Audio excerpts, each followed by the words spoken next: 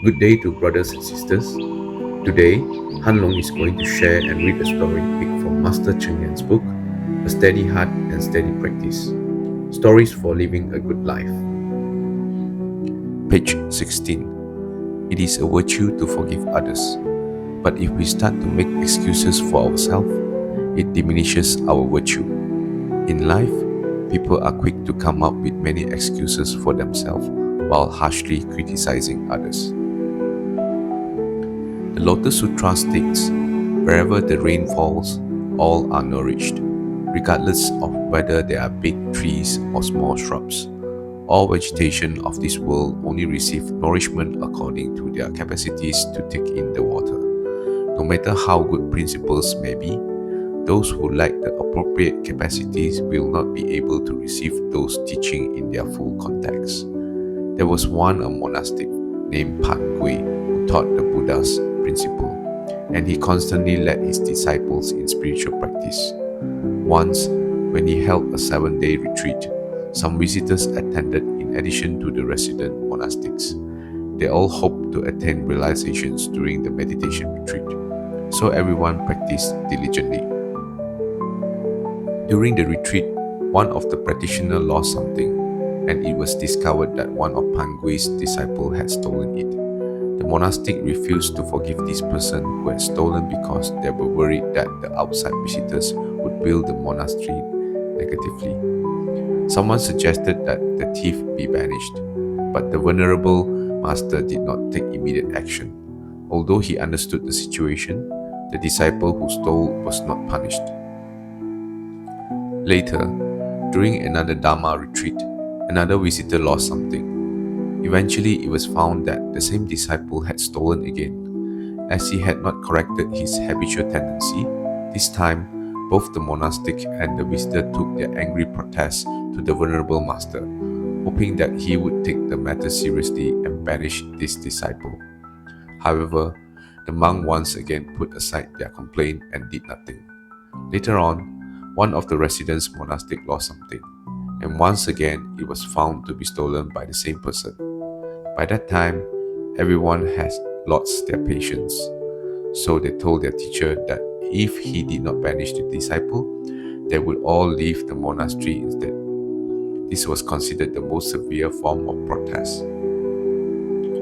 Maintaining his composure, Venerable Pangui said to them, "You all have a clear understanding of the principles and this matter. Since you all have taken in my teachings every day, you know to uphold the virtuous Dharma and eliminate evil habits. You are now mature, and since you can maintain the precepts, you can practice in peace wherever you go. Yet this thief remains immature, and he continues to make the same mistake.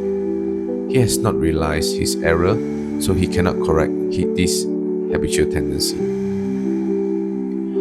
If I do not take him in, who would? So, if you hate him so much, you may leave him behind. You are all able to practice in any monastery, but I must take the decision to continue earnestly teaching this disciple no matter what." The disciple who had stolen cried when he heard this.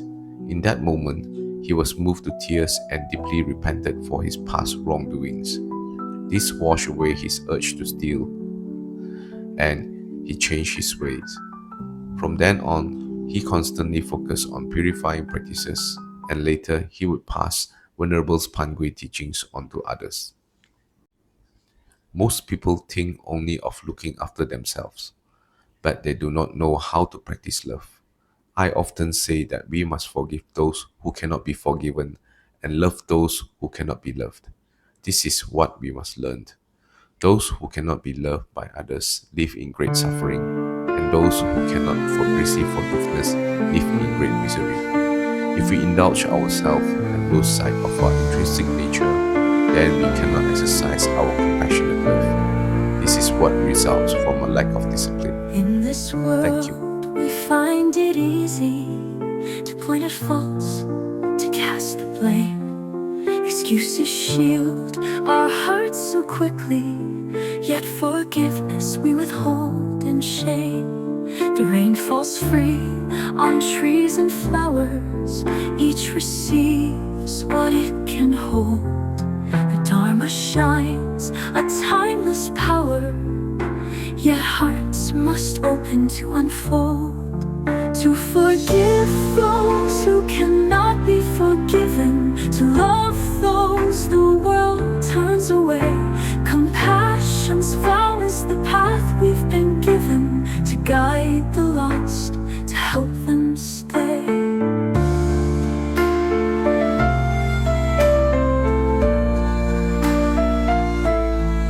A wayward heart repeats its sorrow, a hand that steals, a mind astray. The crowd cries out, cast him tomorrow, but the Master chose a gentler way. Those who know the truth can wander, carry peace to any land. But this soul, still lost in hunger, needs a patient guiding hand. To forgive those who cannot be forgiven, to love those the world turns away.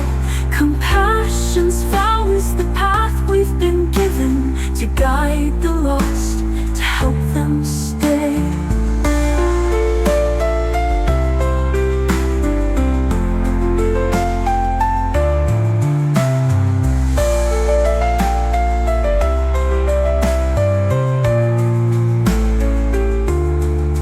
Tears fell down, repentance blooming.